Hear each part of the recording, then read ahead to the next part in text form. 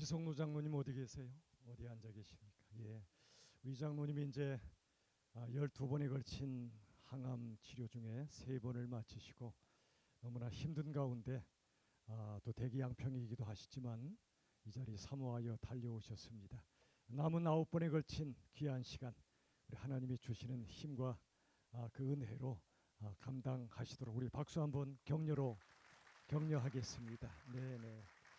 감사합니다. 예, 감사합니다.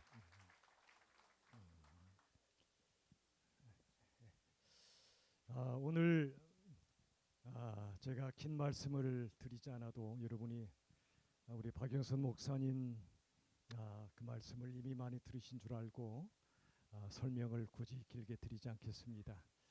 한 가지만 말씀드리면 우리 교회가 세워졌던 약 16-17년 전에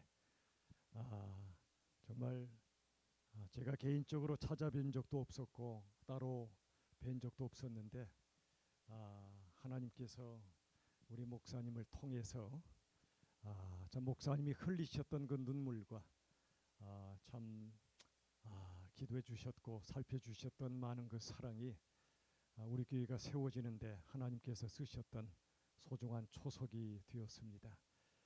너무나 감사하고 그동안에도 모시고 싶었지만 이제 때가 된 것 같습니다. 우리 박 목사님 모셔서 오늘 이렇게 하나님의 말씀을 듣게 돼서 너무 감사하고 이제 오늘은 특별히 평소에 어떤 예배 또 설교 이런 개념을 뛰어넘어서 이제 몸도 좀 불편하기도 하시지만 편안하게 자리에 앉으셔서 말씀도 전해주시고 또 오늘 말씀 집회 이후에 이 열린 토크 콘서트라는 이름으로 여러분이 질문지도 이미 내주셨는데 우리 황 목사님과 함께 질문과 또 답변을 해주시는 시간도 잠깐이나마 가질까 합니다. 목사님은 좀 이따 모시고요. 오늘 또 박 목사님의 아드님도 또 당연히 박 목사님이시죠. 박병석 목사님이 아버님을 모시고 운전해서 몰려오셨는데 박병석 목사님만 우리 한번 잠깐 일어나 주시겠습니까? 박수로 한번 저희가 환영하겠습니다. 감사드립니다. 이 시간에 우리 박병석 목사님의 아버님이신 박영선 목사님 이제 말씀 전해주시기 위해 제가 성경 말씀을 먼저 제가 봉독하도록 하겠습니다. 오늘 주실 말씀의 본문은 에베소서 1장 3절에서 6절입니다. 찬송하리로다. 하나님 곧 우리 주 예수 그리스도의 아버지께서 그리스도 안에서 하늘에 속한 모든 신령한 복을 우리에게 주시되 곧 창세 전에 그리스도 안에서 우리를 택하사 우리로 사랑 안에서 그 앞에 거룩하고 흠이 없게 하시려고 그 기쁘신 뜻대로 우리를 예정하사 예수 그리스도로 말미암아 자기의 아들들이 되게 하셨으니 이는 그가 사랑하시는 자 안에서 우리에게 거저 주시는 바 그의 은혜의 영광을 찬송하게 하려는 것이라. 아멘. 이 시간에 우리 박영선 목사님 오셨는데 그냥 일어서진 않으셔도 됩니다만 아이고 일어서시네. 우리 박수로 맞이하겠습니다. 감사합니다.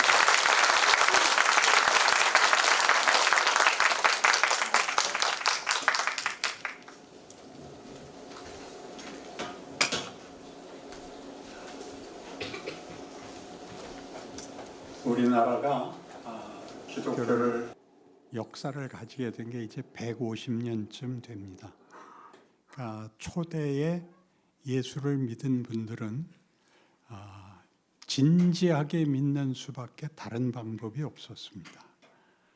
내용을 이해할 만한 도움을 받을 어떤 역사도 또는 해설을 해줄 사람도 없는 상태에서 신앙을 유지해야 됐었기 때문에 할 수 있는 것이 진지함이 전부였습니다.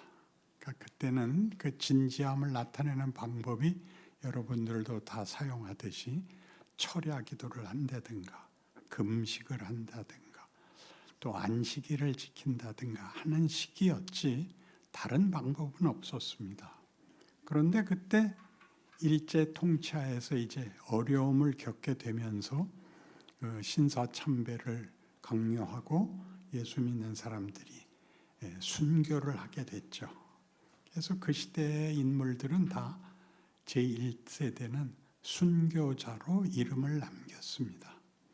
근데 순교라는 것은 정말 최고의 지극정성이고 더 이상의 다른 걸 비교할 수 없는 헌신이지만, 말하자면 안희숙 씨의 죽으면 죽으리라에 나오듯이 그분은 죽지 못한 게 아니거든요. 근데 죽으면 책임이 끝납니다. 더 할 게 없고 살아있는 게 힘이 듭니다. 그러니까 다음 세대에는 순교를 계속해야 되는 게 아니라 살아서는 예수를 믿은 게 무엇을 만드는 것인가를 해야 되는데, 거기는 할 말이 없어서 제가 50년대에 초등학교 다닐 때는 우리 목사님이 늘 어느 본문을 읽든지 결국은 순교자 얘기를 했어요. 그리고 우시고, 그럼 우리도 울어야 됐고, 또 다른 방법이 없었죠. 그러니까 늘 순교자 얘기하다가 당신께서도 민망하셨나 봐요. 밤낮 죽은 사람 얘기만 하니까. 그러면 뭘 했냐면 한 번씩 특별하게 천주교는 왜 이단인가, 이런 말들은 왜 하는지 아시겠죠. 그때는 배워야 할 책이 없었다고요. 배워야 할 어떤 본문들이 없었다고요. 그리고 한동안 그렇게 열심을 내서 저는 다 피난민인데 내려와서 제일 먼저 한 게 교회 세운 겁니다. 그래서 우리 집은 없는데 교회부터 세우고 정성을 쏟았죠. 그러다가 느닷없이 정말 아무 준비 없이 부흥을 맞게 됐습니다. 70년대 얘기인데 빌리 그레함이 왔다 가고 또 엑스플로 74 할 때는 두 번 다 여의도 광장이 꽉 차도록 감동을 받았는데, 그때 감동의 내용은 많은 사람들이 예수 믿는 기쁨을 확인한 것입니다. 그 감동의 본문은 기쁨, 그리고 이제 조금 더 나아간 게 확신이었습니다. 확신. 오늘 죽어도 천국 갈 것을 믿습니까? 이렇게 물어보곤 했고, 당신은 구원에 확신이 있습니까? 이렇게 물어보곤 했습니다. 저는 반발했습니다. 죽는 얘기만 하지 말고 살아있으면 어떻게 믿어야 되는지 좀 얘기해봐라. 그랬더니 나온 답이 선교사가 되라. 나가서 전도해라. 나 그거 할 시간은 없다. 이제 이런 충돌이 제 중고등학교 시절에 제가 겪었던 일들이고, 제가 평생을 이 씨름을 할 수밖에 없게 된 겁니다. 그러니까 모든 종교가 성립되려면 신이 있어야 됩니다. 그 신의 필요는 그 신을 경배하는 자의 필요를 채워줄 수 있어야 됩니다. 그리고 그 필요를 보상받으려면 신을 어떻게 항복시켜야 되는가 하는 문제가 남는데, 항복시키는 방법은 첫째가 도덕성, 착하게 살아야 보상을 받고, 둘째가 치성입니다. 열심히여야 됩니다. 그래서 당연히 기독교도 그 방법론은 쓰고 있습니다. 그렇죠? 여러분들도 착하게 살아야겠고, 그리고 진지하게 열심을 내야 돼서 이제 다시 반복적으로 철야도 하고 성경 공부도 하고 그렇게는 하는데, 성경을 10번 통독했는데도 성경이 하고 싶은 얘기는 모르고 10번 봤다, 20번 봤다. 저희 교인 중에서는 처음부터 끝까지 필사하신 분들도 여러 분 있고, 어느 분은 남편 따라 중국에서 사업을 하게 된 바람에 한문으로 그걸 처음부터 끝까지 쓴 분도 있어요. 내용은 몰라요. 그래서 오늘 우리가 뭘 시작을 하려고 그러냐면, 지금 여기 나온 것 같이 찬송하리로다. 하나님 곧 우리 주 예수 그리스도의 아버지께서 그리스도 안에서 하늘에 속한 모든 신령한 복을 주시되 곧 창세전에 그리스도 안에서 우리를 택하사 우리로 사랑 안에서 그 앞에 거룩하고 흠이 없게 하시려고 그 기쁘신 뜻대로 우리를 예정하사 예수 그리스도로 말미암아 자기의 아들들이 되게 하셨으니 이는 그가 사랑하시는 자 안에서 우리에게 거저 주시는 바 그의 은혜의 영광을 찬송하게 하려 하심이라. 여기에는 신을 항복시키는 방법이 나오는 게 아니라 신이 무엇을 목적하고 있느냐가 됐죠. 한국교회 지금의 가장 시급한 문제는 이 본문을 이해해야 됩니다. 하나님은 인간을 뭘로 만들었느냐죠. 흙으로 만들었다 그런 얘기가 아니고 인간이란 존재의 정체가 뭐냐. 그럴 때 하나님은 나는 너의 아버지다예요. 우린 뭐냐? 너희는 내 자식이다예요. 여기가 흔들려요. 안 믿는 게 아니라 이해하지 못하고 믿어요. 그냥 믿어라죠. 그러는 바람에 신앙을 어떻게 키워야 되고 우리에게 주어진 현실, 즉 한 인생을 살아가는 것을 신자로서는 어떻게 그 도전을 받아들이며 해석하며 답하며 훈련받아야 하는지에 대한 이해는 태부족하게 된 것입니다. 그래서 뜻밖의 내가 얼마나 많은 각오와 헌신을 주 앞에 드렸으니 하나님 이것저것 왜 안 주십니까가 아니라 지금 같은 에베소 1장 17절 이하를 제가 읽을게요. 우리 주 예수 그리스도의 하나님 영광의 아버지께서 지혜와 계시의 영을 너희에게 주사 하나님을 알게 하시고 너희 마음의 눈을 밝히사 그의 부르심의 소망이 무엇이며 성도 안에서 그 기업의 영광의 풍성함이 무엇이며 그의 힘의 위력으로 역사하심을 따라 믿는 우리에게 베푸신 능력의 지극히 크심이 어떠한 것을 너희로 알게 하시기를 구하노라. 여긴 전부 하나님이 주도권을 가지고 우리를 목적하고 무엇을 만들겠다를 얘기하고 있어요.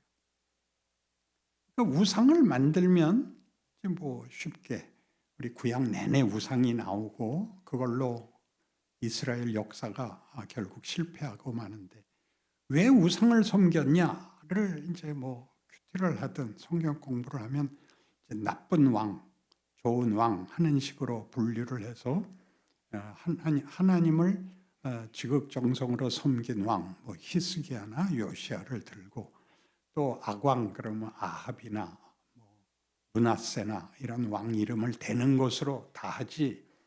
왜 그들은 우상을 섬겼을까? 중요한 질문을 하나 하죠. 아니, 질문 이상이군요. 하나님은 원하는 걸 안 주세요. 못 알아들으시면 못 알아들으신다고 하시고 알아들으시면 알아듣는 표현을 하세요. 하나님은 원하는 거 안 주세요. 왜? 회개를 다 안 해서? 착하게 안 살아서? 아니요. 우리가 원하는 것이 하나님이 원하는 거하고 늘 틀려요. 우리가 원하는 건 뭐냐면 무사안일이에요. 무사안일에 자존심 세워주십시오예요. 그런 대표적인 인물이 히스기야하고 요시야입니다. 그 두 왕은 남유다의 왕이었고 가장 칭찬을 받고 있습니다. 다윗 이후 최고의 그 칭찬을 받는데 어떻게 칭찬을 받냐 하면 전무후무한 선한 왕. 히스기야도 그렇고 요시야도 그렇습니다. 그들은 여호와를 의지하여 적군을 물리치고 죽을 병에서 살아나고 하나님께 찬송과 영광을 돌린 왕인데 히스기야 그 경우를 예를 들자면 그 바벨론에서 사자들이 찾아왔을 때 그때 바벨론에서 왜 사자를 보냈냐 하면 아수르가 그때는 제일 강한 제국이었고 히스기야 때에도 그 아수르의 공격을 받았는데 하나님께서 천사들을 보내서 물리쳐 버립니다. 그런 큰 승리를 알았기 때문에 도대체 이 나라는 어떤 왕인가? 게다가 죽을 뻔한 병에서도 그들이 믿는 신이 그를 치료해 줬단다. 그래서 놀래서 사자들을 보냈는데 히스기야가 그때 어떻게 반응하느냐 하면 우리가 얼마나 강한 나라인가, 우리랑 관계를 맺는 게 얼마나 유익인지 봐라 하고 보물 창고를 다 보여주고 궁정을 다 보여줬더니 하나님께서 답하시기를 너 그따위로 자신을 증명한단 말이냐? 네가 보여준 그대로 다 빼앗기고 너희 자손들이 전부 붙잡혀 가서 종이 될 것이다. 그러나 네가 착하게 살았기 때문에 내가 너 살아있는 동안은 안 하고 너 죽은 다음에 하겠다.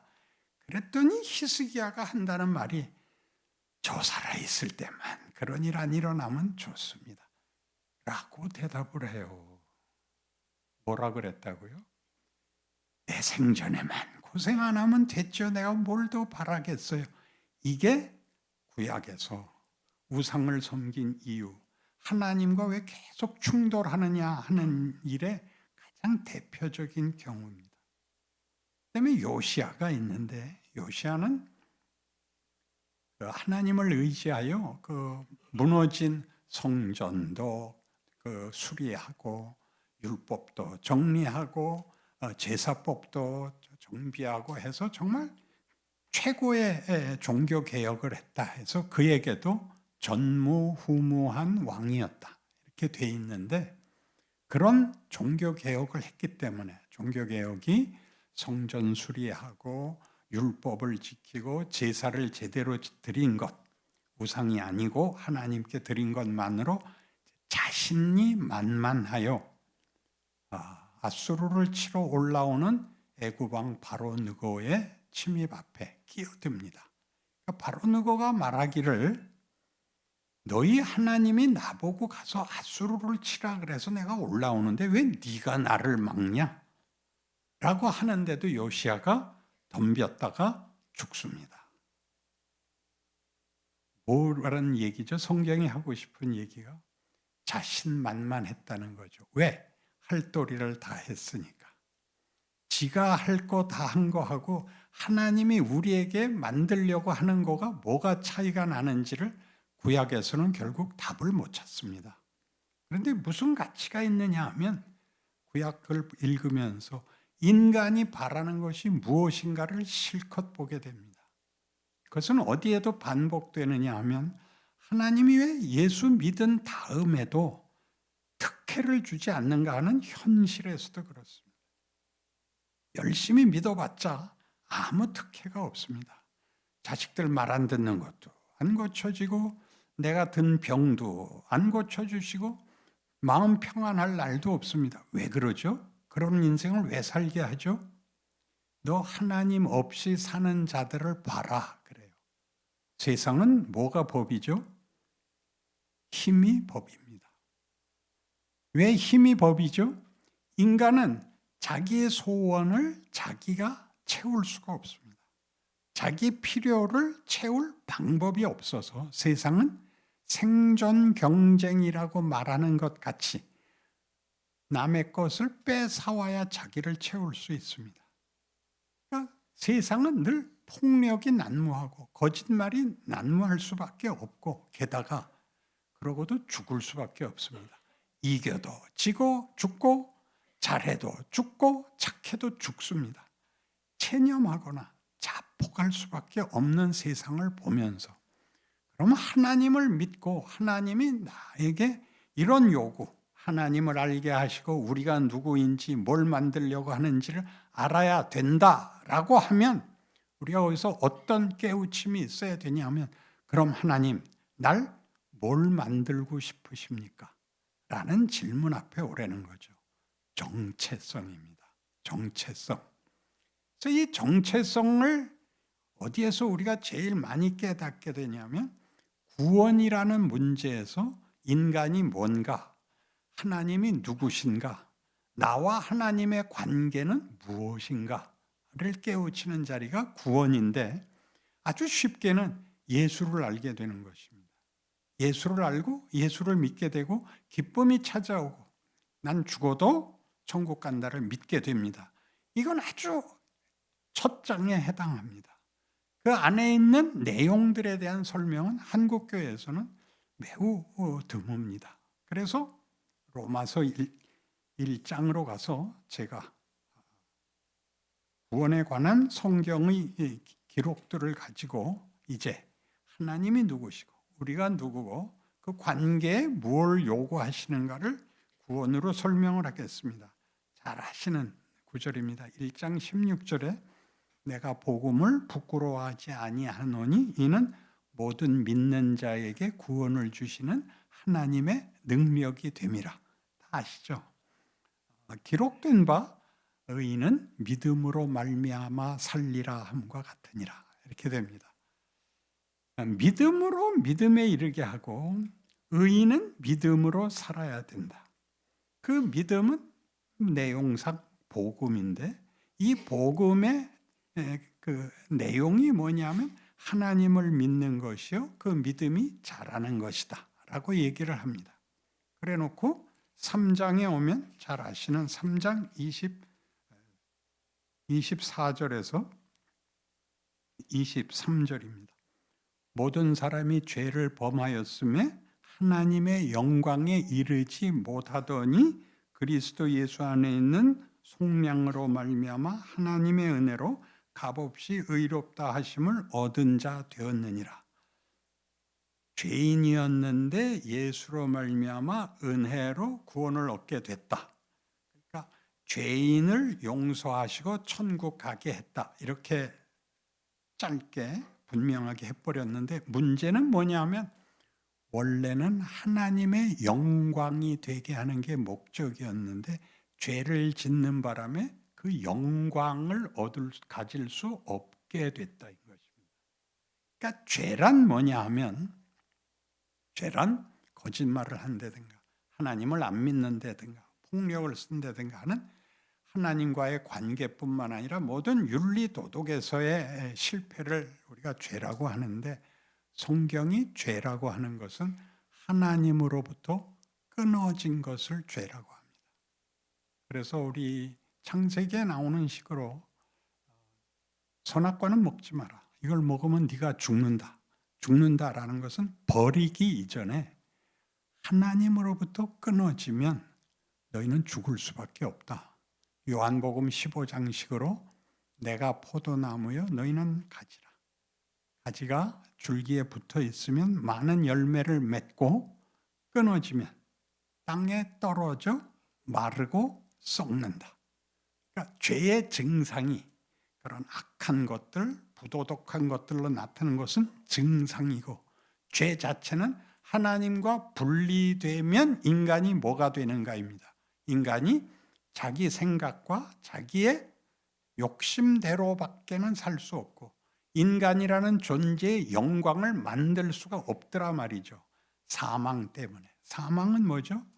존재와 가치가 소멸되는 것입니다. 그러니 예수님께서 오셔서 우리를 구원한다고 할 때는 구원이 천국 간다 이런 표현이 가장 직접적인 표현이지만 내용상 하나님이 우리를 그의 영광의 찬송으로 만들겠다. 아까 읽은 에베소 1장 3절에서 6절이 그겁니다. 우리에게 거저 주시는 바 그의 은혜의 영광을 찬송하게 하려는 것이라. 여기서 하나님의 영광을 찬송한다는 것은 우러러 본다, 하나님을 높인다라는 개념이 아니라 우리를 구원하사 하나님이 원래 하려고 하셨던 목적지에 우리를 결과시킴으로써 우리의 항복을 받아낸다는 뜻입니다. 여러분이 그 부모에게 부모님 절 길러주셔서 감사합니다라는 말은 언제 하냐면 성공했을 때 하는 겁니다. 성공했을 때야 비로소 부모님 절 길러주셔서 감사합니다가 나오지 개판으로 살면서 부모님 감사합니다는 말 못하는 겁니다.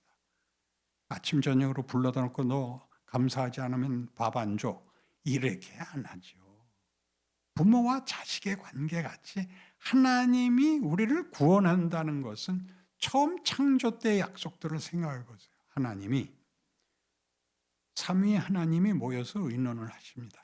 우리가 사람을 만드는데 우리의 형상대로 만들자. 하나님의 형상이라는 것은 요한복음 17장식으로 얘기하면 예수님이 자신의 오심을 이렇게 설명합니다. 아버지가 내 안에, 내가 아버지 안에 있는 것 같이 저희도 다 하나가 되어 우리 안에 있게 하사 아버지께서 나를 사랑하신 것 같이 저들도 사랑하는 것을 알게 하옵소서. 하나 더 있어요. 아버지께서 나를 보내신 것을 믿게 하옵소서. 나를 보내신 것을 믿게 하라는 게 무슨 뜻일까요? 그러니까 예수를 믿으면 천국 간다. 이렇게 우리는 간단히 지금 돼 있는데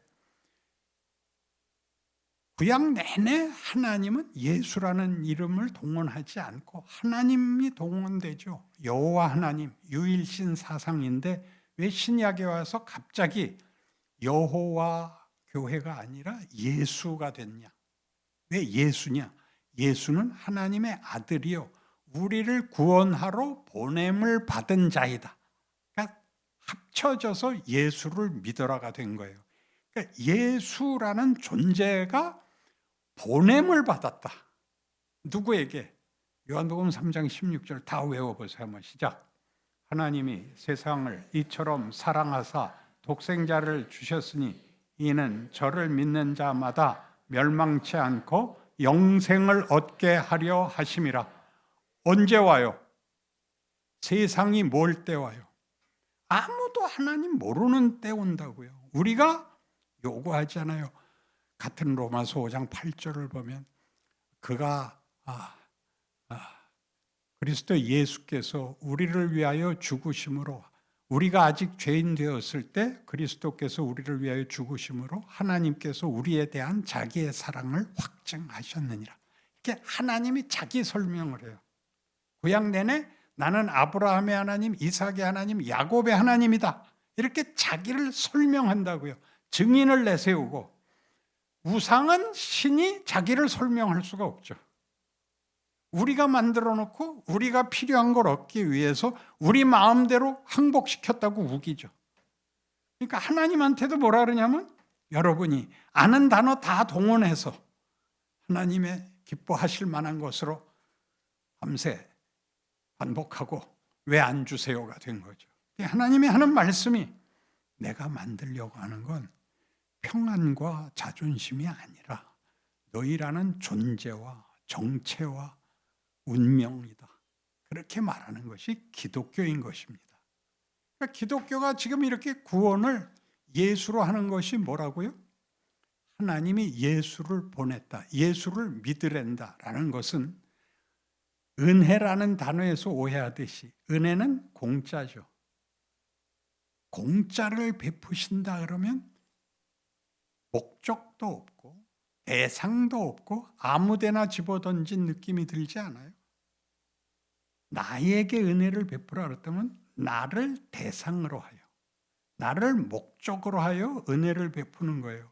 그럼 나라는 존재가 은혜는 공짜지만 나에게 무슨 그걸 베풀어야 되느냐라고 물어야 되고 왜 하나님이 은혜를 베푸시냐? 내 자식이기 때문이다. 난 너희가 도망간 대로 놔둘 수가 없다. 하나님의 의지를 은혜라고 하는 것입니다. 왜 은혜, 즉 의지를 베풀어야 될까요? 하나님이 우리를 믿기 때문입니다. 우리가 예수를 믿는 게 문제가 아니고 하나님이 우리를 믿기 때문에 그 아들을 보내는 겁니다. 믿는다는 말이 우리는 선택이 됐고 결단이 됐는데 그런 것보다 훨씬 큽니다. 한번 해볼까요? 아들 하나 낳는데 늙음하게 이게 말을 안 듣는 겁니다. 그래도 어떻게 그럭저럭 키우고 잘 살고 있었는데 학교에서 연락이 왔습니다. 아무개 어머니 그 아들 누구가 석 달째 학교를 안 왔습니다. 뭐라고요? 석 달이나요? 그래서 기다리고 있는데 자식이 천연덕스러운 얼굴로 돌아옵니다. 너 어디 갔다 오니? 학교 갔다 오지. 이 새끼가 거꾸로 매달고 죽어라고 팼지. 너 이 새끼 학교 보내서 훌륭한 사람 되라 그랬더니 한다는 짓이 거짓말밖에 없고 학교도 안 갔단 말이야. 해고 나서 어떻게 해요? 밥 먹어 이 새끼야. 안 먹어. 안 먹으라고 할 수 있는 거 아시죠? 자식이 부모한테 굴복하는 게 아니라 대들 수 있다는 거 아시죠? 안 먹어. 안 먹으면 죽여버릴 거야. 그래서 먹죠. 다 먹은 다음에 엄마가 그럽니다. 난 네가 잘할 줄로 믿어. 거기에 나오죠. 이게 무슨 말이에요? 부모가 자식을 포기하지 않는다는 뜻입니다. 네가 잘해야 돼 정도가 아니라 네가 잘하기까지 난 절대 양보 못해. 너 잘해야 돼. 공포가 아니고 강요가 아니고 부모가 자식에 대한 진정성입니다. 그러니까 예수를 믿으시오. 여러분. 믿을까 말까의 싸움이 아니라 하나님이 그 아들을 보내서 우리를 도대체 뭘로 대접을 하는 건가? 관계를 어떻게 맺자는 건가? 하나님이 나에게 누구시길래 날 뭘 보고 도대체 예수를 믿으라 그러는 것인가? 라고 놀라야 되는 것입니다. 근데 거기를 선택한 것이 초점이 되어서 나는 확신해가 다 되어버렸어요. 나는 구원을 확신해. 나는 예수를 믿었어. 지금 죽어도 천국 갈 걸 믿어. 라는 문제가 아니라 지금 애 패놓고 뭘 믿죠? 이제부터는 학교 꼭 가. 공부 제대로 해. 를 요구하는 거죠. 그렇게 우리 인생을 살게 하는 것입니다. 그래서 처음에 얘기한 것 같이 이 하나님께서 우리에게 목적을 두고 있고 그 목적을 이루기 위해서 이런 과정을 두는 가장 첫 번째 조건이 하나님이 우리와 사랑과 믿음의 상대가 되라고 하는 것이 하나님이 우리에게 요구하는 하나님의 형상입니다. 그런데 사랑과 믿음은 윤리 도덕과 달리 상대가 있어야 됩니다. 혼자 사랑을 할 수 없습니다. 상대가 있어야 되는데 그 상대가 관계상 대등해야 됩니다. 꿀리면 동정이 되거나 강요가 됩니다. 자발성이 있어야 됩니다. 그래서 뭘 줬냐 하면 자유를 주었습니다. 뭐까지 선택했죠? 하나님 명령을 거역하는 것까지 허락하는 자유 선택권을 준 것이 선악과 따먹은 것입니다. 우리가 늘 불만이죠. 먹으면 안 되는 건 왜 만드셨어요? 그렇죠? 말 안 듣는 애는 왜 만드셨어요? 그런 거하고 똑같은 거죠. 우리 애들이 늘 그러지 않았나요? 그러니까 누가 나달랬어? 그게 자식들이 하는 그 반문 아닌가요? 꼭 그렇게 된 거예요. 그 왜 만들었어? 만들었으면 못 먹게 해야지. 먹으려고 할 때 손모가지를 비틀어 놓든가 해야지. 왜 먹게 놔둬요? 얘가 자발성을 가지고 사랑과 믿음의 대상이 되도록 커야 되기 때문입니다. 그게 우리 인류 역사고 우리 현실이고 우리 각각의 인생입니다. 여러분들이 이런 하나님이 우리에게 요구하는 게 사랑과 믿음의 관계를 맺자고 하는 것이 하나님의 영광의 찬송이 되게 한다는 이 약속의 실제적인 본문이라는 걸 안다면 하나님을 사랑하는 게 얼마나 어려운가를 알게 됩니다. 우린 일단 필요가 우선하니까. 그 필요가 전부 먹고 사는 거죠. 그리고 자존심입니다. 하나님이 사랑과 믿음을 요구한다는 건 인간이라는 존재의 가치에서 최고의 자리가 사랑하고 신뢰하는 것입니다. 믿음은 어디에서 제일 잘 증거되고 있냐면 조폭들이 제일 잘 씁니다. 조폭들의 그 결집력의 그 근거는 의리입니다. 그죠? 왜 의리죠? 그 의리는 오를 의자를 쓰지 않습니다. 뜻의 의자를 써야 됩니다. 옳지 않습니다. 조폭들은 다 서로가 법을 어긴 자들로서 한패가 된 겁니다. 우리는 아무것도 믿을 것이 없습니다. 법의 도움을 받을 수도 없고 스스로의 힘으로 자기의 필요를 채울 수도 없어서 공포의 무력 집단이 된 것이니까 우리는 죽어도 같이 죽는다. 거기에 바로 하나님의 우리에게 요구하는 믿음, 우리를 구원하시는 구원의 목적들이 아주 잘 드러나 있습니다. 나는 너희와 사랑을 나누기를 원한다. 너희와 믿음을 나눌 수 있기를 원한다. 거기까지 커라. 너희가 하는 모든 이해와 항복을 위해서 내가 실컷 시간을 주마. 겪어라. 그리고 봐라. 세상이 요구하는 게 무엇이며 내가 요구하는 게 무엇인지를 늘 비교해봐라. 거기까지 오려면 어떻게 해야 되는지 겪어라. 그래서 신앙은요, 조금 봐줘서도 60은 넘어야 이거요. 그전에는 몰라요. 철이 들어야 돼요. 세상에서도 철이 든다는 것은 자기는 자기가 책임을 져야 한다는 걸 아는 걸 철이 든다 그러죠. 하나님과 내가 사랑을 나누고 믿음을 나눈다는 걸 아는 것이 신앙상 철이 드는 거예요. 그게 어떻게 나타나느냐 하면 예수님이 이 땅에 오시자 별명이 뭐가 되죠? 예수님의 별명 임마누엘입니다. 임마누엘은 신이 우리 가운데 함께 하신다죠. 신이 우리와 함께 하심으로 우리 중에 하나가 되는 겁니다. 우리 중에 하나. 그러니까 하나님이 예수를 구하려면 인류를 구해야 되는 거가 됐습니다. 그게 성육신입니다. 그래서 신이 인간이 되어 들어와서 우리도 살기 힘든 인생을 신이 겪으신다고요. 이런 부분에 눈물을 흘리고 아멘을 해야 되는데 어딜 가서 해도 여기서는 눈만 둥그레져요. 하나님이 이런 분이라고요. 우리를 설득하기 위해서는 우리 처지에, 우리 결정에 자신을 맡겨서 수모와 조롱과 고통 속에 죽어요. 굉장하죠? 거기까지 와요. 거기까지. 우리를 납득시키기 위해서 신이 거기까지 와요. 그리고 우리한테 다 맡겨요. 뭐라 그래요? 아버지께서 하늘과 땅의 모든 권세를 내게 주셨으니 너희는 가서 모든 족속으로 제자를 삼아 성부와 성자와 성령 이름으로 세례를 주고 내가 너희에게 분부한 모든 것을 가르쳐 지키게 하라. 볼지어다 세상 끝날까지 내가 너희와 항상 함께 있을 것이니라. 정말이죠? 아멘 했어요. 틀리면 입을 꿰매버릴 거예요. 그러니까 내가 메시아를 잇는 거야. 예수가 세상 끝날까지 함께 하겠다는 게 신자의 신분이에요.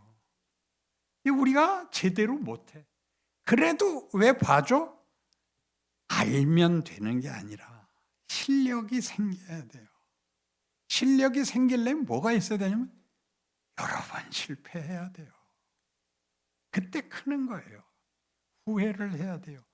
회개를 하지 마세요. 잘못한 것을 지워버리는 회개를 하지 말고 내가 이 실수 평생 잊지 않겠다. 다음엔 잘한다. 다음에 잘못하면 눈알을 빼라.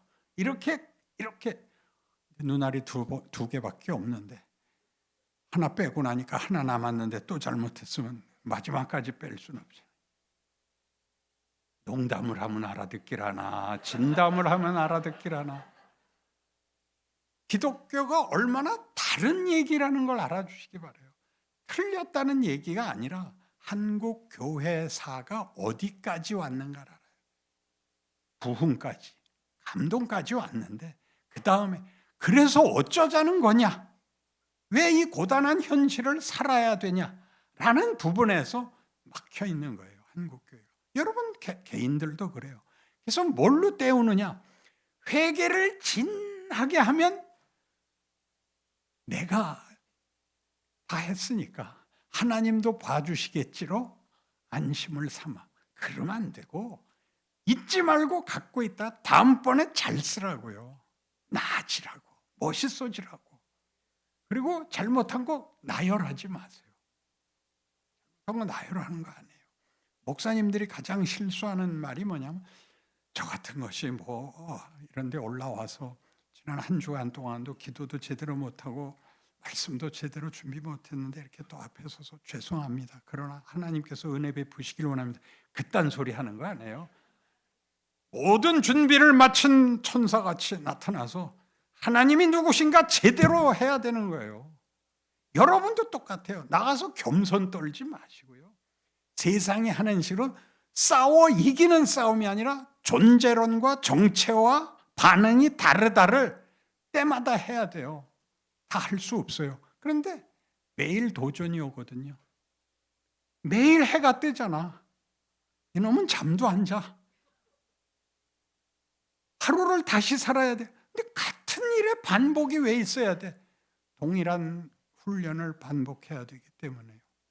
우리나라가 자랑하는 축구 선수가 손흥민인데 손흥민이 슈팅을 몇 개씩 연습했는지 아세요? 아버지가 오른발로 1000번, 왼발로 1000번. 그러면 슛을 쏘기만 하면 다 들어가요? 그래도 안 들어가요. 그래도. 그 손흥민이 지금 세계적인 선수가 되도록 그 훈련을 받았고 그래서 그만큼 잘하지만 모든 때 문제가 해결되게 하지는 못해요. 그러나 우리가 그가 뛰어난 선수라는 걸 알아요. 그래서 성경 안에 이런 하나님이 우리를 만드시는 이 극적인 장면을 보여주는 몇 사람을 예를 들겠습니다. 야곱이에요. 야곱은 아시는 대로 이삭의 아들로 태어나는데 에서가 형으로 나오고 자기가 둘째로 나오는 바람에 그 상속권을 얻질 못하죠. 얼마나 그걸 갖고 싶었으면 어머니 태에서 나올 때도 태에서부터 싸우다가 발목 잡고 나와서 발목을 잡은 자예요. 그래서 이름이 야곱입니다. 발목을 잡은 자인데 해석하면 무슨 뜻이냐면 여러분 성경에서 발 뒤꿈치를 들었다라는 말은 뒤돌아섰다는 말이에요. 발 뒤꿈치를 들었다는 뒤돌아섰다, 배신했다는 뜻이고 발 뒤꿈치를 잡았다는 것은 약탈자다, 날강도다 그런 뜻의 이름이 야곱입니다. 그는 형의 상속권도 속여서 팔아먹고 사고 아버지의 축복 기도도 엄마하고 짜고 얻어내고 그리고 할 수 없이 피난 가서 외삼촌 집에서 사는 동안도 꾀를 써서 부자가 되어서 거기서 사촌들의 그 적개심을 샀기 때문에 할 수 없이 고향으로 돌아오는데 큰 때를 이뤘죠. 부자가 돼서 돌아오는데 형님이 자기를 맞으러 400명의 군사를 데리고 나온다는 소리를 듣고 야뽕나루에서 앞에 모든 재산을 보내면서 우리 형을 만나거든 동생분이 형님에게 드리는 선물입니다. 선물입니다. 선물입니다를 재산만 보낸 것이 아니라 네 아내와 아들 12까지도 다 앞서 보내죠. 그리고 홀로 남았는데 하나님이 와서 씨름을 겁니다. 하나님 와서 씨름을 걸어요. 우리가 당하는 게 그 씨름입니다. 여러분이 어떻게 해야 될지 모르겠고 예수는 믿었는데 어떻게 잘 믿을 방법은 없고 그냥 죽겠고 하나님이 매일 여러분을 흔드십니다. 어떻게? 세상이 도전하게, 세상이 시험하게, 지치게 하는데 하나님이 여러분 편을 들려고 와서 씨름을 하는 겁니다.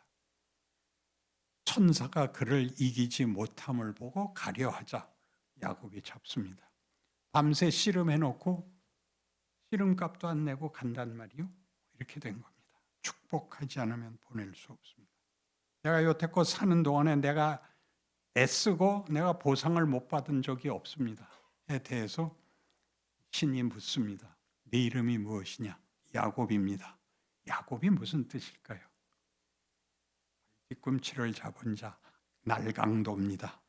남의 걸 뺏어야 내 필요를 채울 수 있는 자.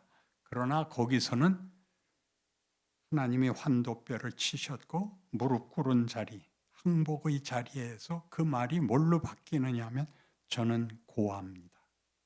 내가 남의 것을 뺏는 수밖에 내 필요를 채울 방법이 없어서 그렇습니다. 나는 보호자가 없기 때문입니다. 그러자 하나님 뭐라고 고함을 지르시냐면 너 다시는 너를 야곱이라 부르지 마라. 너는 나와 싸워 이긴 자다. 내 이름을 이스라엘이라 하라. 이 이름을 다 틀려요. 하나님을 이겼다는 게 무슨 뜻이에요? 넌 내 자식이다. 넌 고아가 아니다. 내가 네 부모다.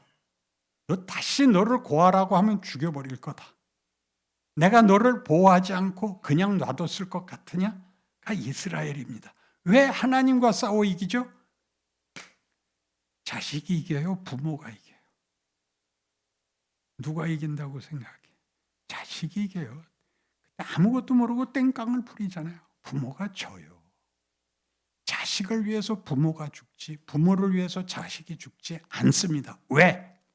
부모가 철이 들었고 자식은 아직 멀었기 때문입니다. 하나님이 그걸 하십니다. 그래서 야곱이 어떻게 변하느냐 하면 별 성경에 그 다음에 어떻게 잘 살았는지 얘기는 전혀 안 나오다가 나중에 요셉 덕에 애굽에 내려가게 돼서 바로를 만날 때 바로를 만나러 들어오면서 그가 바로를 축복합니다. 그러니까 바로가 기가 막힌 겁니다. 바로는 그 시대에 전 세계 최고의 왕좌와 권력을 갖고 있는 자인데 자기에게 복을 빈다는 게 말이 안 되니까 당신 몇 살이요? 정신 나갔소?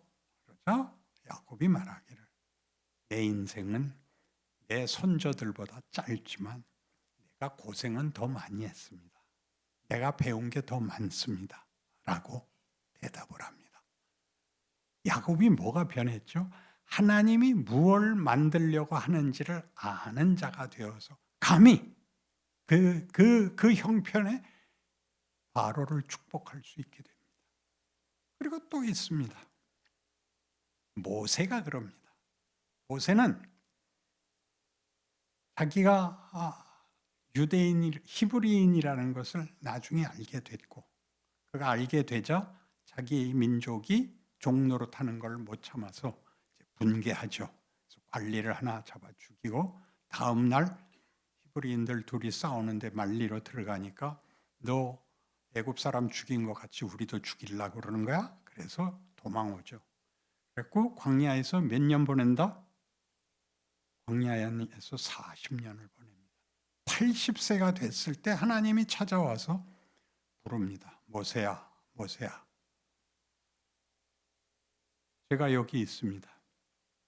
너 가서 내 백성을 애굽에서 구해내라. 내가 너와 함께 하겠다.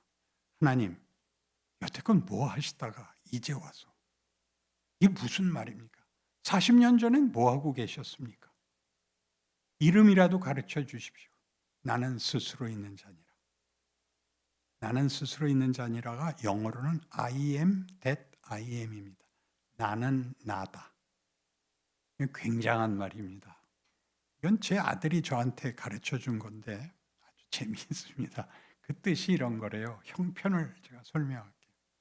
아버지가 어느 날 술 먹고 안 들어와서 가족들이 다 잠들었는데 밤중에 누가 문을 꽝꽝 두들겨서 누구세요? 그랬더니 밖에서 아버지가 뭐라 그랬게요? 나야 나. 그게 통하는 상대는 뭐죠? 가족이죠. 나는 나야 라고 대답하는 하나님이 상대를 지금 뭐라고 대접을 하는 거라고요? 너님만 내 자식이야. 나야? 너 날 알아봐야 돼. 이런 요구가 아니라 나야. 그래서 모세가 얼마나 멋지게 구냐 하면 그 홍해 앞에 설 때까지는 별로 자기 역할을 못하다가 10가지 재앙을 보고 나서 바로가 회개를 하는 게 아니라 모세가 회개를 해요. 홍해 앞에 섰을 때 백성들이 당황하죠. 앞은 바다고 뒤는 애굽 군사들이 쳐들어오고 왜 이리 데려왔냐? 죽일 데가 없어서 여기까지 끌고 와서 기껏 여기서 죽으란 말이냐? 그러자 모세가 멋진 말을 하죠. 너희는 가만히 있어서 오늘 하나님께서 너희를 위하여 베푸시는 구원을 보라. 멋있어집니다. 어디서 배웠다고요? 40년 광야 생활과 기적 속에서 배워요. 그래서 데리고 나가. 근데 이 백성들이 말을 안 들어. 그죠? 치명적이었던 게 시내산에서 율법 받아오는 동안 금송아지를 만들었어. 이게 너희 하나님이다가 됐어. 그러니까 하나님이 노하셔서 이거 다 죽여버리자. 모세 보고 뭐라 하냐면 이거 다 죽이고 너로 내가 새로 하겠다. 우리가 밤낮 하던 얘기 아니에요? 아담이 범죄했으니까 아담 죽이고 새로 두 담 만들자. 그렇게 만드는 거예요. 그러니까 모세야 너랑 하지 않으니까 모세가 뭐라 그랬어요? 여기서가 멋있어요. 저들을 죽이려면 저도 죽이십시오. 무슨 말인지 실감이 잘 안 나시니까 하나 더 하면 이게 이해가 돼요. 마지막에 이제 말 안 들어서 광야 40년을 허송세월하고 이제 그 백성 다 여기서 죽고 그 후대가 들어가기로 해서 무리바 사건이 두 번 나오는데 나중에 나온 무리바 사건에서 하나님이 첫 번째 무리바 사건에서는 반석을 쳐라. 두 번째 무리바 사건에서는 반석에게 명하라가 돼 있는데 반석을 쳐요. 반석을 쳤다는 게 뭐냐면 말을 성질을 부렸다는 거예요. 성질을 부를 때는 이렇게 얌전히 차렷 자세로 부리는 사람이 없습니다. 이게 다가 지랄을 떨다가 이제 반석까지 친 거죠. 그러니까 하나님이 뭐라냐면 너 그따위로 해. 너도 같이 죽어. 그래서 모세가 처음에 당황해요. 난 잘못한 거 없는데 왜 나보고 같이 죽으라 그래. 너 반석 쳤잖아. 하나님이 우기는 거예요. 나중에 알아듣고 시편 90편을 쓰게 돼요. 뭘 알아듣느냐? 야 임마, 내가 너를 뭘 위해 세웠냐? 너 영웅대라고 세운 게 아니라 얘네들 데리고 들어오라고 너 세웠는데 얘네들 다 죽고 너만 들어오겠다고 넌 체면도 없냐? 이게 너 죽어라예요. 알아들어요. 맞습니다. 제가 같이 죽겠습니다. 그게 예수잖아요. 아버지, 제가 같이 죽겠습니다. 아버지가 그렇게 하심으로 우리를 놓을 수가 없게 하나님 자신이 그 아들을 보냈단 말이죠. 그래서 우리 생애 속에 하나님이 우리를 뭘 만드나 보세요. 이렇게 야곱을 만들고 모세를 만들고 명예를 알게 하고 마지막 욥을 만들어요. 욥은 뭐냐 하면 욥을 또 오해하는 가장 큰 문제가 첫 장에 그는 의인이에요. 그럼 벌 받을 이유가 없어요. 근데 사탄이 하나님과 내기를 해요. 또 복 줘서 믿는 거지 진심은 아닙니다. 그러면 어떻게 하면 좋으냐? 다 재산 뺏고 칩시다. 좋다 해봐라. 그래서 하루아침에 가족 다 잃고 본인 병 나고 어쩔 줄 모르고 있으니까 친구들이 찾아왔죠. 셋이. 그들이 하는 말은 다 이겁니다. 빨리 회개해라. 그러니까 욥이 나 잘못한 거 없는데 뭘 회개하란 말이냐. 야 임마, 그럼 하나님이 잘못했겠냐? 네가 잘못했으니까 벌이 내렸지 하나님 잘못했단 말이냐? 말 그따위로 하는 것만 봐도 임마 너 회개해야 된다. 그거를 어디까지 끌고 가요? 37장까지 끌고 가잖아요. 반복해서 그래요. 너 네가 잘못해서 욕먹는 거잖아. 네가 잘못해서 벌 받는 거잖아. 난 아니야. 난 아니야. 난 아니야. 난 아니야. 그래서 마지막에 엘리후가 뭐라 그러냐면 하나님은 창조주시고 너는 피조물인데 어찌 피조물이 창조주한테 감히 덤빈단 말이냐를 끌고 들어와서 하나님이 등장을 하세요. 폭풍 속에서 하나님이 등장하여 욥에게 뭐라 그러냐면 욥을 말하자면 옆에 앉혀놓고 너 우박 창고를 보았느냐? 너 왜 바닷물이 해안을 넘어오지 못하는지 아느냐? 너 왜 악어가 힘있게 태어났는지 아느냐? 너 사냥이 언제 새끼치는지 아느냐? 라는 얘기들을 하나님이 하십니다. 그러자 갑자기 욥이 회개를 합니다. 도대체 이게 무슨 사건이었길래 너는 이걸 알아야 된다. 하나님은 창조주고 너는 피조물이지 않냐? 라는 엘리후의 말을 받아서 너는 피조물 정도가 아니라 내 상속자다. 너는 내 자식이다. 처음 창조 때 그랬잖아요. 생육하고 번성하여 땅에 충만하라. 땅을 다스려라. 라고 주신 하나님의 통치를 이을 후사라고요. 그 대접을 하죠.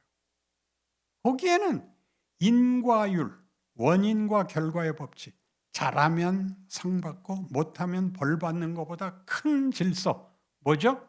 하나님이 없는 것을 만들고 잘못된 것을 뒤집을 수 있다는 세계 속에 자신이 상속자라는 걸 알게 돼요. 그래서 회개를 하는 거예요.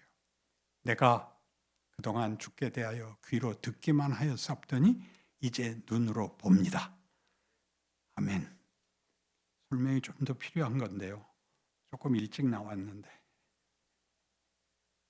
듣기만 하다가 본 건 뭘까요? 장님 코끼리 만지기. 장님들이 코끼리를 만지고서 뭐라고 그랬다고요? 기둥이다, 부채다, 벽이다, 호수다. 그걸 듣고 우리가 왜 웃어요? 우린 코끼리를 봤기 때문에. 이제 하나님을 제대로 알게 된 거예요. 하나님이 누구신가를 우리가 아는 도덕률이나 인과율이나 논리나 우리의 정성 문제가 아닌 어떤 경지. 뭐라 그랬죠? 하나님과 사랑과 믿음을 나누는 대상으로 부르고 있는 겁니다. 그러니까 여러분의 기도가 어디가 변해야 되냐면 회개 그만하세요. 회개 그만하고 이렇게 하세요. 하나님, 오늘도 생각해보면 멀었습니다. 그렇지만 내일은 내가 더 하겠습니다. 내 절대 포기하지 않겠습니다. 그렇게 하세요. 그래서 우리 교회에서는 장로님들이 이 기도 문구를 못하게 돼 있어요. 천지를 창조하시고 예수님 보내서 십자가에 죽이시고 세계 각지에 퍼져나간 선교사들도 지켜주옵소서. 이 얘기하면 우리는 안 돼요. 과장되게 얘기하는 거예요. 그런 거가 기도가 됐지. 내가 만들어져 가는 과정에서 지금 현재 할 수 있는 말이 무엇인지를 할 줄을 몰라요. 하나님, 지난 한 주간은 우리 사실 생각하면 잘한 건 별로 없고 잘못한 건 투성인데 이제 시작되는 이번 주에는 그보다는 좀 나은 길을 가게 하여 주옵소서. 그리고 우리 서로 격려하고 믿고 손잡아서 함께 승리하는 한 주가 되게 하여 주옵소서. 이렇게 기도를 하시라고요. 이때는 아멘 안 하지.